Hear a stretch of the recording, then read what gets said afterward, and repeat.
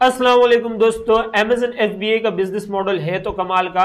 लोग इसमें मालामाल भी होते हैं, लेकिन हर बिजनेस की तरह इसके भी कुछ फेलियर्स हैं और यही वजह है कि 46% सेलर्स अमेज़न पर FBA करते हुए फेल होते हैं या प्रॉफिट ही नहीं बना पाते। अमेज़न FBA होलसेल या FBA ड्रॉप शिपिंग में कौन से लोग फेल होते हैं, क्यों फेल होते हैं और आप किस तरीके से फेल होने से बच सकते हैं, यही सारी चीजें हम आज की वीडियो में डिस्कस करेंगे। सबसे पहली वजह है ड्रॉप शिपिंग में या FBA के लो, सबसे पहली वजह है FBA में फेल होने की अनरियलिस्टिक ड्रीम्स।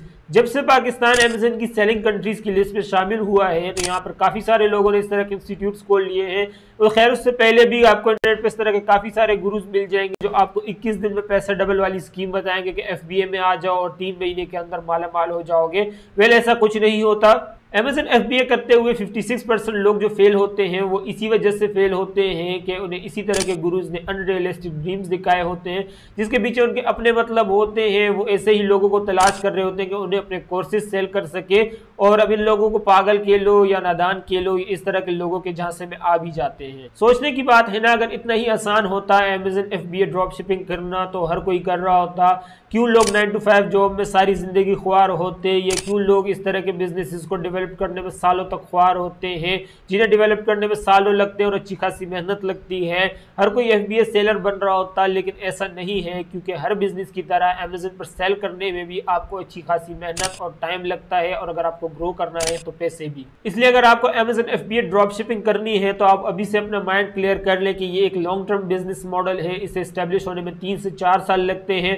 फिर आप जितने इसमें री इन्वेस्ट करेंगे उतना ज्यादा ये ग्रो करेगा, लेकिन शुरू के 1-1.5 साल तक तो आप प्रॉफिट भूल ही जाएं, और उसके बाद भी अगर कोई प्रॉफिट होगा तो वो आपकी एक्सपेक्टेशन के 10% होगा।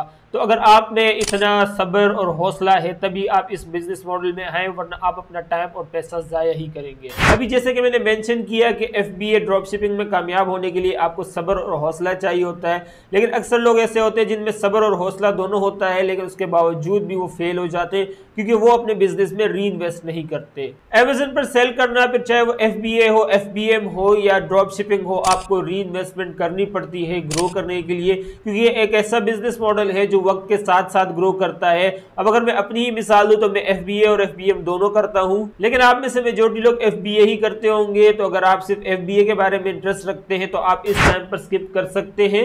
अब अगर FBM सेलर्स की मिसाल दूं तो लेट्स सपोज मैं एक न्यू FBM सेलर हूं जिसका डेली का एक ऑर्डर आ रहा है, और वो ऑर्डर मैं अपनी जेब से फुलफिल कर रहा हूं क्योंकि अमेज़न 15 दिन तक फंड्स को होल्ड पे रखता है। लेकिन ऑर्डर मुझे अभी फुलफिल करना है, इसलिए मैं अभी ऑर्डर अपनी जेब से फुलफिल कर देता हूं, और 15 दिन बाद जब अमेज़न से फंड्स रिलीज होकर मेरे पास आए तो मुझे पता चला कि भाई मेरा तो FBM का जो बिजनेस था वो ग्रो कर चुका है, और जहां मुझे पहले एक ऑर्डर फुलफिल करना था मुझे 2 ऑर्डर फुलफिल करने पड़ रहे हैं। तो जो मैंने अमेज़न से प्रॉफिट कमाया था अब वो मुझे दोबारा री इन्वेस्ट करना पड़ेगा अगर मुझे अमेज़न पर ग्रो करना है, वो दोनों ऑर्डर्स फुलफिल करने। अगर वो और दोनों ऑर्डर्स में फुलफिल नहीं करूंगा तो मुझे एक ऑर्डर कैंसिल करना पड़ेगा, और इसी तरीके से अगर मैं फ्रीक्वेंटली ऑर्डर कैंसिल करता रहूंगा तो एक तो मेरा प्रोडक्ट डी रैंक करेगा और दूसरा मेरी अकाउंट हेल्थ भी डैमेज होगी।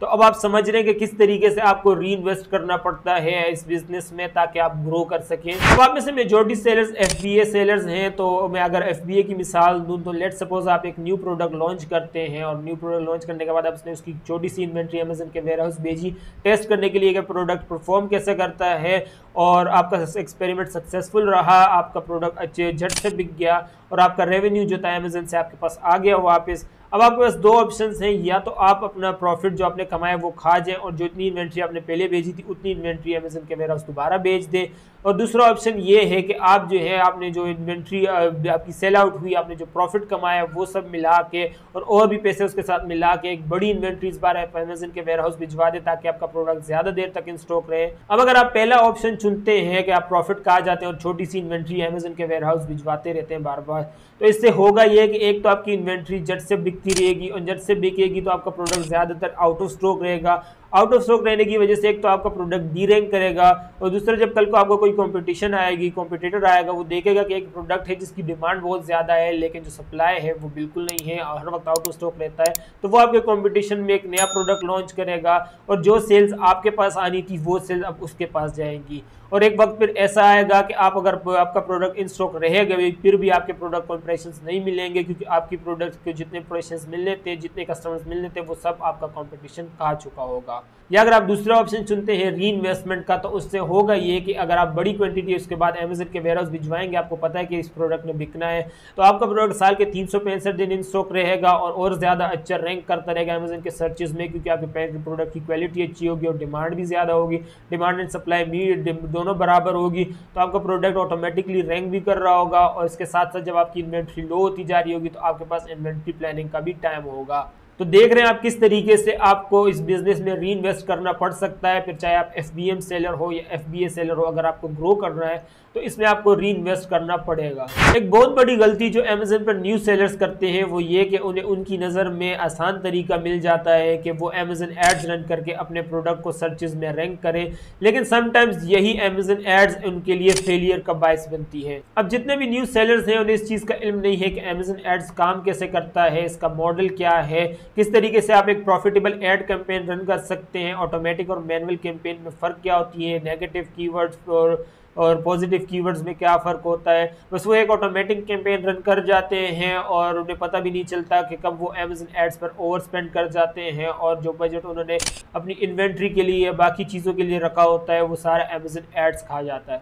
इसलिए मैं आपको सजेस्ट करूंगा कि अगर आपको अमेजन पर एड्स रन करने हैं तो अमेजन पर एड्स रन करने से पहले अमेजन एड्स को स्टडी कर लें कि अमेजन एड्स काम कैसे करता है, इसका मॉडल क्या है, ऑटोमेटिक कैंपेन और मैनुअल कैंपेन में क्या फ़र्क है, पॉजिटिव और नेगेटिव कीवर्ड्स में क्या फ़र्क है, इनके काम क्या है।